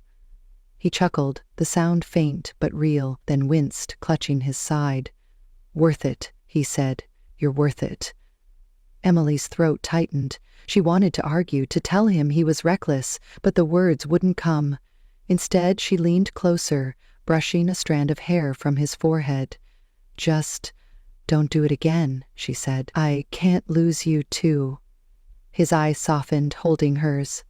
"You won't," he promised. Sarah stepped into the room, her coat slung over her arm. "Heard you're awake," she said, a tired smile on her face. "About time." James grinned faintly. "Can't keep me down." Sarah set a folder on the table beside him. "Mark's finished. Police caught him at the warehouse. He spilled everything, the attack, the forged papers, the money he siphoned. He's looking at years behind bars." Emily exhaled, relief washing over her. "And the fund?" she asked. Sarah nodded. "Safe. Lawyers confirmed it this morning. You hit 33 tomorrow, James. It's yours." James looked at Emily, his expression softening. "Ours," he corrected. "The hospital's opening next month. Your clinic's next." Emily's heart swelled, a mix of gratitude and something deeper. She'd signed up for a deal, a means to an end, but now it was more. "You didn't have to do all this," she said. He met her gaze, unflinching. "Yeah, I did. For her, for you, for me." She didn't know what to say, so she just held his hand tighter, letting the silence speak. The next day, James turned 33. He was still in the hospital, but the mood shifted. Nurses brought a small cake, a single candle flickering atop it. Sarah stood by the door, smirking, as Emily lit the wick. "Make a wish," she said, her voice teasing but gentle. James looked at her, the flame dancing in his eyes. "Already got it," he said, blowing it out. The room laughed, a light moment amid the chaos of the past week. Emily cut the cake, handing him a slice. "You're impossible," she said, shaking her head. He grinned. "You like it." Later, alone again, James pushed himself up, wincing but determined. "I need to tell you something," he said. Emily sat back, her pulse quickening. "What?" He took a breath, his voice steady despite the pain. "This started as a deal. A way to keep my mom's dream alive, but it's not that anymore. I don't want it to end, not with you." Her heart stopped, then raced. She'd felt it too, the shift, the pull, but hearing it out loud made it real. "James?" she started, unsure where to go. He held up a hand. You don't have to say anything. I just needed you to know. I'll wait, as long as it takes. She looked at him, this man she'd pulled from the rain, who'd turned her world upside down. The necklace glinted in the light, a reminder of the hope they'd built together. I was scared, she said finally, her voice trembling. After my mom, after Mark, I didn't think I could trust anyone again. But you called me an angel that night, and I've been falling for you ever since. I just didn't want to admit it. His eyes widened, a slow smile spreading across his face. So, you're saying I've got a chance? She laughed, tears spilling over. More than a chance. He reached for her, pulling her close despite the wires and bandages. She rested her forehead against his, breathing him in. We'll figure it out, he said. No deals, no lies, just us. She nodded, her voice a whisper. Just us. They stayed like that, the rain outside fading to a drizzle, the storm finally breaking. For the first time in years, Emily felt whole, not because of the clinic or the hospital, but because of him. Weeks later, James was discharged. He moved slower, leaning on a cane, but his strength returned with each day. Emily stayed at the mansion, no longer as a guest but as something more. They planned the hospital's opening together, finalizing details over coffee and late-night talks. Mark's trial came and went, a distant shadow they left behind. The fund was secured, the hospital funded, and Emily's clinic broke ground in a quiet corner of the city. She'd visit the site, watching workers lay the foundation, picturing the lives it would save. The day of the hospital opening arrived, a crisp morning with a clear sky. James stood on a makeshift stage, Emily beside him, her hand in his. A crowd gathered, donors and locals alike, their faces bright with anticipation. He took the microphone, his voice carrying over the buzz. This is for my mother, he said. She believed in second chances, in helping those who need it most. I'm here because someone gave me one. He glanced at Emily, his eyes warm. And I'm finishing her dream with the best partner I could ask for. Emily stepped forward, her voice steady despite the nerves. This isn't just a building, she said. It's hope for everyone who's ever been turned away. I lost my mom to a system that failed her. This is for her and for all of you. The crowd clapped, a wave of sound that lifted her. James handed her a pair of scissors, and together they cut the red ribbon, the fabric falling to the ground. Cheers erupted, cameras flashing. She looked at him, his smile mirroring hers, and felt it. They'd done this together. After the ceremony, they walked through the hospital, its halls gleaming and new. Patients were already arriving, greeted by staff with smiles. Emily stopped at the pediatric wing, watching a little girl clutch a teddy bear as a nurse checked her chart. This is it, she said, her voice soft. What we fought for. James stood beside her, his arm brushing hers. Yeah, he said, and more. She turned to him, the necklace catching the light. More? He nodded, taking her hand. Us. This. Whatever comes next. They stepped outside, the city stretching before them. The rain was gone, replaced by a faint breeze and the promise of spring. Emily leaned into him, her head resting on his shoulder. I used to think love was something to run from, she said, but you showed me it's something to hold on to. He tilted her chin up, his eyes searching hers. You saved me first, in that alley. I've been holding on to you ever since. She smiled, real and unguarded, and kissed him, soft and sure. The world faded, leaving just them, standing in the light of what they'd built. Months later, they stood at her clinic's opening, a smaller crowd but no less proud. The sign read Carter Free Clinic, a tribute to her mother. James wrapped an arm around her, his cane gone, his strength fully back. Happy? He asked. She nodded, her hand resting on the necklace. More than I thought I could be. He kissed her forehead, a quiet vow. Together they walked inside, ready to keep saving lives, starting with each other. Alma's hands were trembling, but it wasn't from fear. It was the steam, thick and swirling in the marble-tiled bathroom of a penthouse she had no business being in. The mirror had fogged up completely, the scent of eucalyptus soap clinging to the air. She wasn't supposed to be here, yet. She had arrived early, hoping to finish her shift quickly before catching the last subway home. The building supervisor said the owner wouldn't be home until late, like always. But the moment Alma stepped onto the slick shower platform to wipe down the chrome fixtures, her foot slid, her balance vanished, and in one breathless moment, she crashed backward into the open glass door. The towel she had tucked into her waistband slipped loose. The neckline of her loose uniform shirt tore open on impact, exposing pale skin as she landed hard against the warm, wet floor. She gasped, winded, her hair soaked, her chest rising in sharp rhythm. She scrambled to cover herself with a nearby towel, heart pounding. And that was when he stepped in. Julian Reese. He was supposed to be in Boston. That was what the schedule said. That was what the staff always assumed. But here he was, standing in the doorway of the bathroom in a black cashmere coat, his eyes narrowing the second they landed on her soaked, trembling form. His face didn't twist in anger or shock. There was only stillness, quiet, calculating stillness. Alma's voice caught, "I'm sorry. I didn't know." Her words crumbled as she sat up on her elbows, pulling the towel to her chest. Julian moved forward without saying a word. He crouched beside her, his coat dampening at the hem, and extended a hand. His fingers were warm, dry, steady. She hesitated, then took it. Her body tensed when he helped her sit up. He didn't linger on her bare shoulder, the exposed curve of her waist. He simply met her eyes, expression unreadable, and said softly, "You hit your head?" "No, just surprised." He nodded once, then rose to his full height. His presence was staggering, like gravity made human. She'd seen photos of him, the elusive billionaire, the man who built Reese Designs from nothing after his family's company collapsed years ago. But nothing had prepared her for the weight of his silence, or the way it made her forget she was half naked on his floor. She scrambled to her feet, backing away, cheeks burning. "I'll leave.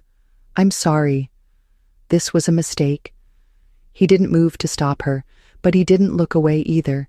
Instead, he said the one sentence that made her pause at the door. "I swear I didn't mean to see you like that. But now I can't forget what I saw." Alma turned, eyes wide.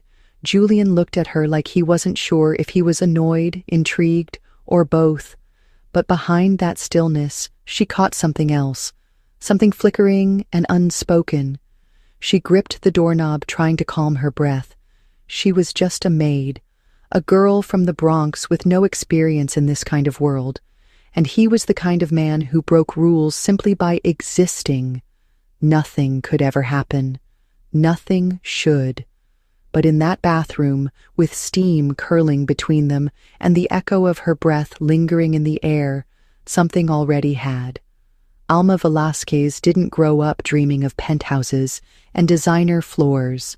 She grew up in a one-bedroom apartment in the Bronx where she shared a pull-out couch with her younger brother. Her mother worked double shifts as a home nurse until arthritis in both hands forced her to stop. Alma was 19 when she dropped out of community college to pick up 3 part-time jobs, cleaning houses by day and working a late-night diner shift just to keep the lights on. At 22, she was exhausted but still standing. The cleaning job at this luxury building was supposed to be temporary, just a little extra cash to pay for her mother's medication and maybe help her brother apply to trade school. But from the moment she stepped into the penthouse on the 40th floor, she knew nothing in her world had prepared her for it. The place was glass and stone and silence, like a modern castle floating above the city. Everything was white, black, or chrome. No clutter, no warmth, no evidence that anyone actually lived there. She had only seen the owner once from afar when he exited the building in a sharp suit, sunglasses on, driver, waiting.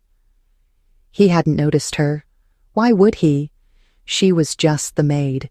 Julian Reese, however, was known to almost everyone else. Tech magazines called him a design visionary. The press called him one of the most eligible bachelors in New York. Internally, his board of directors called him obsessive, genius, and impossible to please. To Alma, he was just a name on the work order. She hadn't expected to ever be in the same room as him, much less the same bathroom, much less dripping wet and trying to shield herself from his gaze. After that day, nothing went back to normal. He didn't mention it, didn't reprimand her, didn't file a complaint. But he was there more often, always, unexpectedly. He'd be reading on the terrace when she came to water the plants, or on a call in the kitchen when she was emptying the dishwasher. At first, she thought it was coincidence. Then she noticed the subtle changes. His schedule shifted. His returns to the penthouse became unpredictable, almost deliberately so. Still, he never spoke more than a few words. He never asked her name. But he watched her, not in a leering way, not in a possessive way, but like she confused him. Like she was a puzzle he didn't know he wanted to solve. Alma, for her part, tried to keep her head down. She needed the job. The agency paid her under the table, no questions asked, and any mistake could mean being replaced. But being in that space with him, feeling the air hum every time he walked into a room, made it harder and harder to pretend she was invisible. At night, in the quiet of her apartment, she thought about his eyes. Not just how they looked at her that day in the shower, but how they hadn't looked away. He could have told her to get out, could have mocked her or fired her, but he didn't. He helped her up.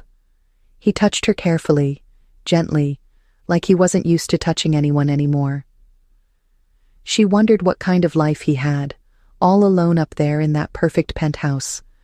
No photos on the walls, no clutter, no noise, just lines and control. It was beautiful and terrifying, the way money could make something feel more like a museum than a home. She told herself to forget the moment. She told herself to focus on her family, her bills, her future. But memory is a stubborn thing, and Julian Reese, with his quiet stare and unreadable expression, wasn't something easily erased. Days turned into weeks, and still, neither of them brought it up. Still, he lingered when she entered a room. Still, she checked her reflection twice before ringing the doorbell. Neither one said it aloud, but the air between them was changing, and neither knew yet that they shared more than a moment in the steam. They shared a past neither of them could see coming. The next time Alma saw Julian, he was already home when she arrived. She stepped into the penthouse cautiously, clutching the cleaning supplies to her chest, her breath catching when she spotted him in the kitchen, pouring a glass of water. He didn't look surprised. If anything, it seemed like he had been waiting. "You're early," he said without looking up. "Or you're late," she replied before she could stop herself.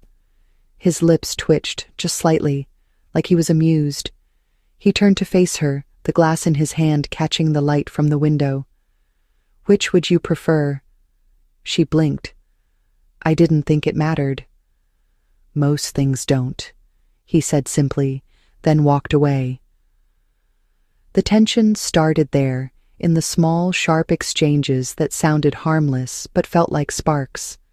Alma tried to stay professional, but every moment near him felt like walking along a wire strung between propriety and something else she couldn't name. He didn't flirt. He didn't joke. But he noticed everything. When she accidentally dropped a glass, he didn't scold her. He just handed her a towel and asked if her hands were steady. When she rearranged a vase on the coffee table, he moved it back silently, but only after she left the room. Once he caught her humming under her breath while she wiped the windows. He didn't say anything, just stood behind her, watching. She only realized he was there when she turned around and almost bumped into him. "You have a good voice," he said softly, "for someone who never speaks." Alma's cheeks flushed. "Maybe I don't have much to say." "Maybe," he replied, his gaze steady. "Or maybe no one's asked the right questions." That day, he didn't leave the room. He sat at the bar counter while she dusted the living room, not saying much, just watching. She felt his presence like heat, like pressure. And still, nothing crossed the line. He never touched her again, not once. But she started noticing other things, like how his shoulders tensed when his phone buzzed, how he stared out the windows for long minutes as if searching for something he couldn't name. She began to wonder if he was lonely, not the kind of lonely that came from being single, but the kind that came from being untouchable. She wasn't sure when her curiosity turned into something warmer, something heavier. Maybe it was the night she caught him sitting on the edge of his balcony at 1 a.m, drink in hand, staring into the dark. Maybe it was the day she saw the scar on his wrist when he rolled up his sleeves. Or maybe it was when he looked at her like she was the only person in the room who wasn't trying to take something from him. The distance between them began to shrink, slowly, carefully. They began to speak more. Alma told him about her mother's failing health, about her brother trying to find a job, about how she hated cleaning mirrors because they always reminded her how tired she looked. Julian told her about building his company from scratch, about the lawsuits, the betrayals, the nights he couldn't sleep. He never mentioned his parents, never talked about what came before. But she could see the weight in his silence. One night he asked her if she'd ever been in love. She laughed, short and bitter. "You have to be chosen for that," she said, "and I've never been anyone's first choice." He didn't respond for a long moment. Then he said, "Some people don't need to be chosen, some people are just seen." Alma didn't know how to answer that, so she changed the subject. The next week she was reassigned to another unit while her usual co-worker returned from leave. Alma didn't see Julian for 10 days. She thought the spell would break, that whatever fragile thread had existed between them would snap with time and distance. But it didn't. On the 11th day, she got a call from her supervisor asking her to cover a shift back at the penthouse. Alma said yes before she could think. When she entered the penthouse, it was like nothing had changed, except everything had. Julian was there, waiting. "You came back," he said, not as a statement, not as an accusation, but as something else. "Relief, maybe." She nodded. "I wasn't sure you'd want me to." He tilted his head. "Why wouldn't I?" "Because I'm just the help." "You're not just anything," he said, and then he stepped forward, slow and deliberate. He reached for her hand, not to pull her close, not to seduce, but just to touch. "I haven't felt anything real in a long time," he said, "and that scares the hell out of me." Alma's heart pounded. She didn't move. He didn't kiss her. He just held her hand like it was the most fragile thing he'd ever held. That night, she stayed longer than usual. They sat on the couch in silence, listening to the city outside the glass walls. She told him about her dreams, the ones she buried to survive. He told her about the silence that followed his success, the empty victories. Nothing happened physically, but everything changed. The line between them had thinned to a breath, and neither of them was ready to say what they knew was already happening. That something had started, that something might not stop. Julian began noticing the small things first, the way Alma folded the dish towel twice before hanging it, the way she always tapped the edge of the counter twice when thinking, the way she smiled, rarely and quietly, as if smiling too openly would give away too much of herself. He didn't ask for explanations, but he paid attention. He noticed how she avoided eye contact when she was nervous, how she bit the inside of her cheek when she was angry but didn't want to show it, how she spoke softly, even when she was certain. It wasn't affection that unnerved him, it was how natural it began to feel to have her there. One evening, the sky over Manhattan was streaked with red and gold. Alma was wiping down the windows in the main room when she glanced over her shoulder and saw Julian watching her again. "What?" she asked, eyes narrowing slightly. He didn't flinch. "You don't look like you belong here," he said. Her body stiffened. "I know." He shook his head. "That wasn't an insult. It's a compliment. You don't look like this place has swallowed you." She didn't answer. He stood from the armchair, walked toward her, and stopped just close enough to make the air between them stretch thin. "I've watched this apartment eat people alive," he said. "You come in with who you are, and then the silence, the view, the money it makes you forget. But not you. You still carry something." "It's just cleaning spray," she joked quietly. "Don't flatter me." "It's something else," he said. "Something honest." That evening, Julian invited her to stay for tea. She accepted. They sat by the floor-to-ceiling window. No touching. Just stories. She told him about growing up in the Bronx, how her mother always said, "One quiet girl can keep a whole family together." How Alma always wanted to go to school for art, but could never afford to draw more than rent receipts. He listened without interrupting. Then he spoke. "My family had money once," he said. "Reese Group wasn't always mine. It was my father's, until it wasn't." He told her about the man who'd once been his father's business partner. A charming, dangerous man who undercut his father's deals, tricked him into signing away control, then left their family bankrupt. His father died 2 years later. Julian was only 18. "I built this from the wreckage," he said. "Every brick, every contract, every win. I swore no one would ever take anything from me again." Alma listened, frozen. The name he didn't say hung unspoken in the air. Because she knew it. She'd seen it once on an old letter her mother kept in a drawer she never opened. She asked quietly, "What was his name?" Julian looked at her. "Luis Medina." Her breath hitched. He's my father." Silence. It was like the city outside the glass vanished. Julian's face didn't change at first. Then something behind his eyes dimmed. Not anger, not hatred. Something colder. "You're his daughter?" She nodded. "I didn't know. I swear. My mother never talked about him. She said he was dead to us." Julian took a step back. Alma stood quickly. "I only realized when you talked about your father, the company, the timing. And when I saw that old photo in your office, I knew. I recognized him. I didn't know what to do." Julian turned away. "You knew enough to stay quiet." "I didn't stay quiet to hide it. I stayed quiet because I didn't want it to matter." "It matters," he said, voice low. "You think I can forget what he did? What he cost me?" "I'm not him." "But you're his." The words landed sharp. Alma stepped back, stung. "So that's it?" she asked. "It doesn't matter what I've done, what I've been, just the name I didn't choose?" He didn't answer. She grabbed her coat. "I shouldn't have come back." She walked out before the silence crushed her. That night, Julian didn't sleep.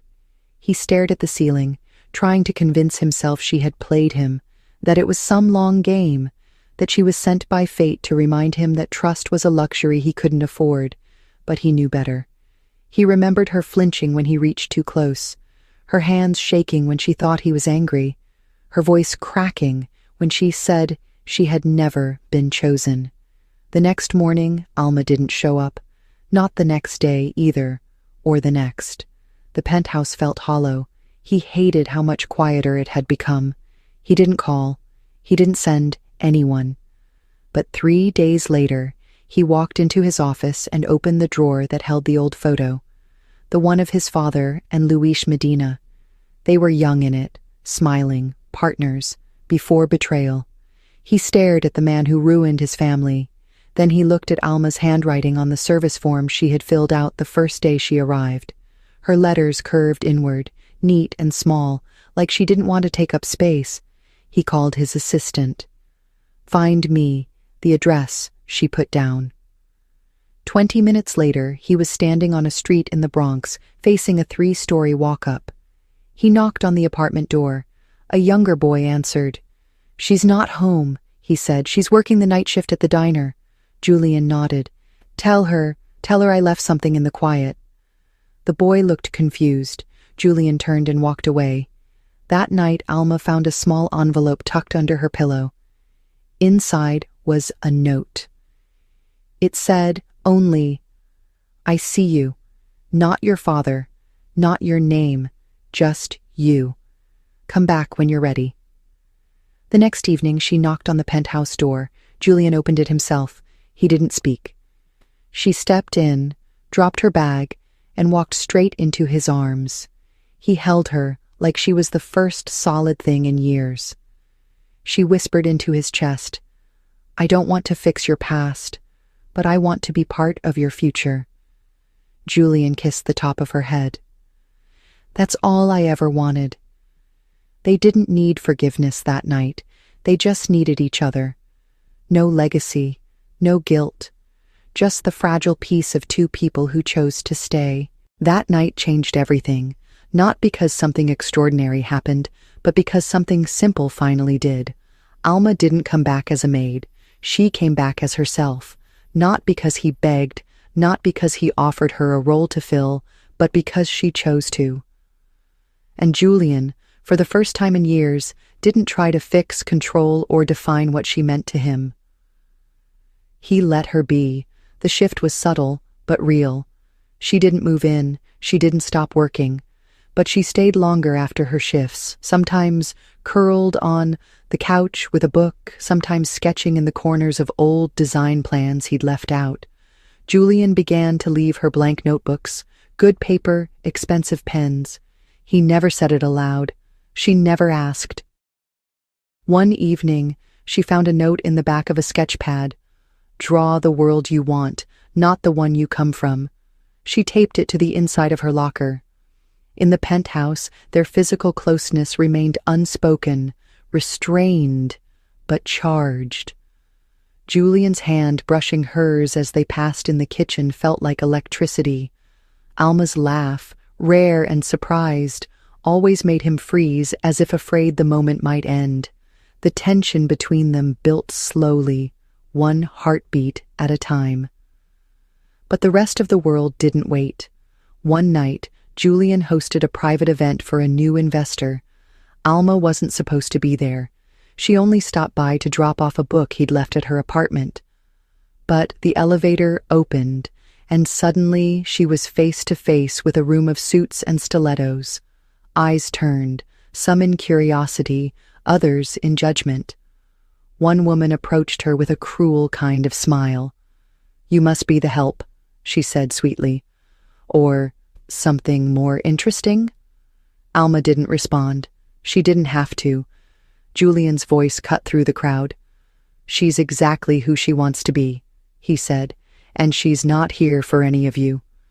He walked to her side, took the book from her hand, and said, "Thank you. I needed this."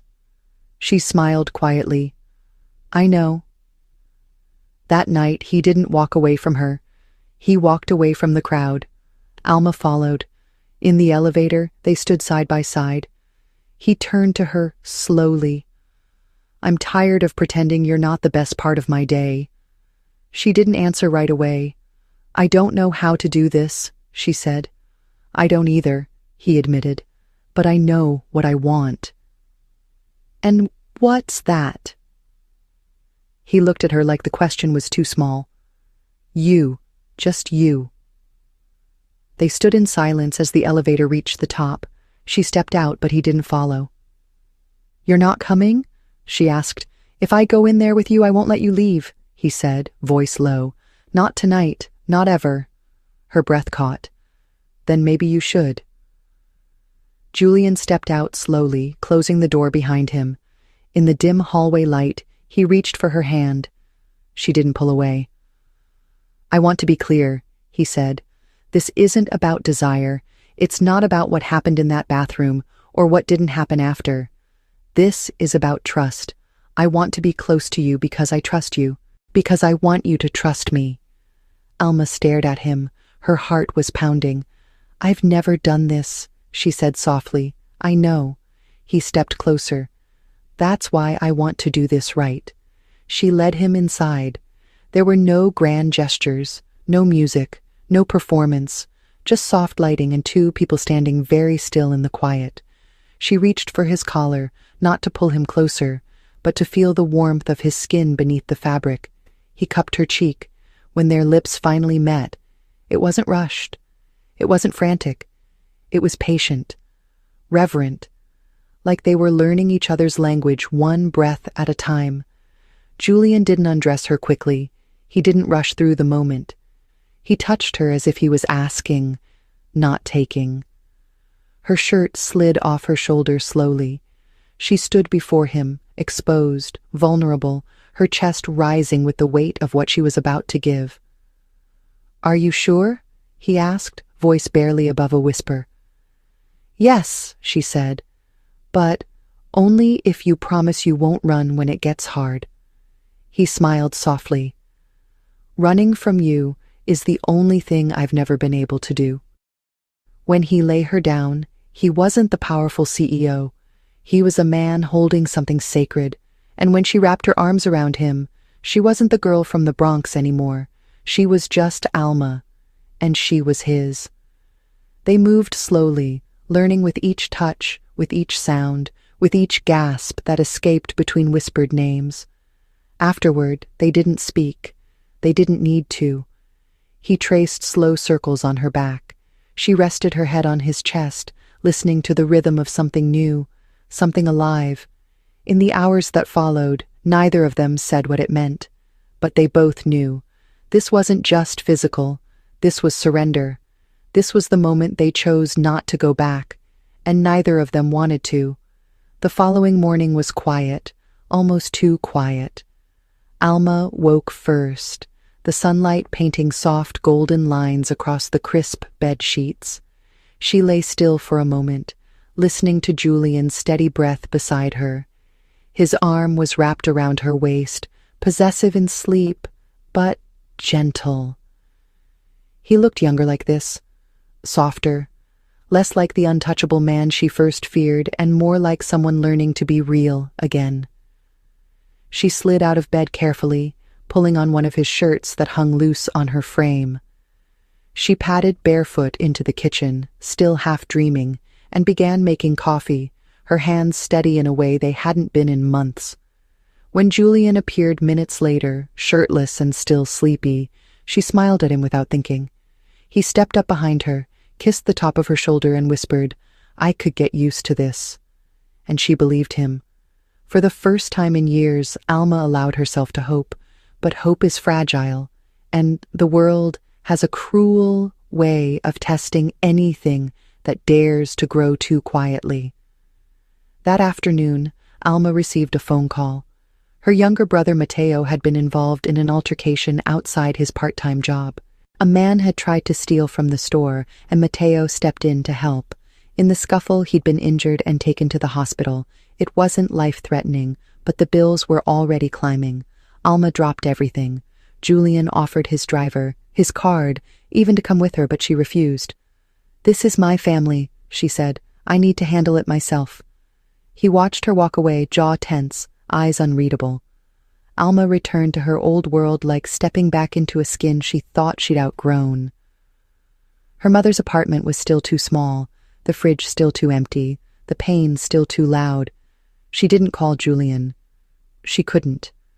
She wasn't ashamed of her life, but she feared what it might do to what they'd just started building. The hospital bills were already stacking up, and Alma went back to working long shifts at the diner, picking up overnight cleaning contracts again. Every time she saw Julian's name light up on her phone, she let it ring. Not because she didn't want to talk to him, but because she didn't know how to explain that love didn't fix rent, that desire didn't erase debt. 3 days passed, then 4. On the 5th day, Julian appeared outside the diner. He didn't come in. He just waited. When her shift ended at 2 in the morning, she stepped outside and froze. He was leaning against the wall, suit jacket slung over his shoulder, hair slightly mussed from the wind. "You didn't call," he said. She wrapped her arms around herself. "I didn't want you to see this part of me." "I've already seen all of you," he replied. "The good, the scared, the proud. This is no different." "It is," she said. "This part is messy, And I don't want to be something you feel obligated to fix. I'm not here to fix you. He stepped closer. I'm here because I miss you. Her breath caught. I thought you'd disappear.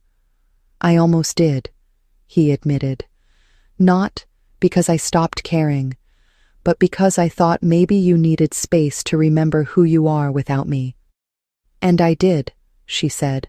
I needed to stand up for myself again, for my family, to make sure that the woman you're falling for isn't someone you have to carry. I don't want to carry you, he said. I want to walk beside you. That night, he walked her home. They didn't hold hands. They didn't kiss. They just talked. About nothing. About everything. Alma returned to the penthouse the next weekend, but not as a cleaner. Julian had cleared a space for her in the study, filled with art supplies, books, and one small note taped to the wall. Build something new.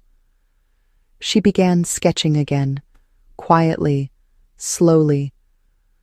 Julian gave her the room, and the time. They didn't talk about forever.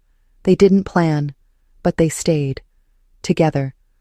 One night, weeks later, as they stood on the rooftop of his building, looking out over the city that had broken them both in different ways, Alma said, I used to think love was something you earned, something you had to be worthy of. Now I think maybe it's something you learn to accept. Julian looked at her, eyes soft. And I used to think it was something you survived, but now I think it's something that saves you. She leaned into him. Not saves, reveals. He kissed her forehead. Then thank you for revealing me. There was no dramatic twist, no last-minute disaster, just two people choosing to stay in a world that made it easier to run. And somehow that choice was the most dramatic thing of all. Some stories end with fireworks, others with tragedy. But for Alma and Julian, it ended with something quieter, something rarer, a beginning.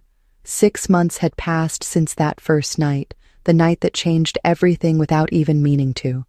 The city was the same. The skyline still glittered like promise and pressure wrapped in glass. But their world had changed. Alma no longer cleaned the penthouse. She didn't need to. Julian had offered her more than once to stop working altogether, but she refused. Instead, she began selling her art small sketches that captured stillness, honesty, and quiet strength. She rented a tiny gallery space near the East Village, painting in the early hours before the world woke up. He bought the first piece without telling her. When she saw it hanging in his office behind the main desk, she cried. They didn't move in together. Not yet. They took things slowly, respecting the fragile thread that had once held them together. But she stayed over often. Some nights she left toothbrushes and sweaters and scribbled ideas on his kitchen notepad. And some mornings, he would wake up to find her asleep on the couch with a sketchbook balanced on her chest. Their lives didn't become perfect. Julian still had board meetings and crises and people clawing at the edges of his empire. Alma still had overdue bills, her mother's recovery, her brother's growing pains, but now they faced it all together, and the most powerful shift of all? They let each other in. One evening, as they stood on the penthouse balcony, arms around each other, Julian whispered, You were supposed to be a mistake. Alma smiled. And you were supposed to be untouchable. He kissed her temple. But now you're the only thing I want to hold on to. She turned to face him, her fingers curling into the collar of his shirt. Then promise me one thing. Anything. When the world tries to make us forget this is real, remind me. He rested his forehead against hers. I won't need to. You are the most real thing I've ever known. They stayed there for a long time, wrapped in the sound of the city breathing below them, and somewhere between silence and sunrise, between vulnerability and strength, between the girl who once slipped in a billionaire's shower and the man who once swore he'd never fall, they found something stronger than desire. They found love that chose them exactly as they were. because sometimes the most unexpected fall is the one that finally teaches you how to stand.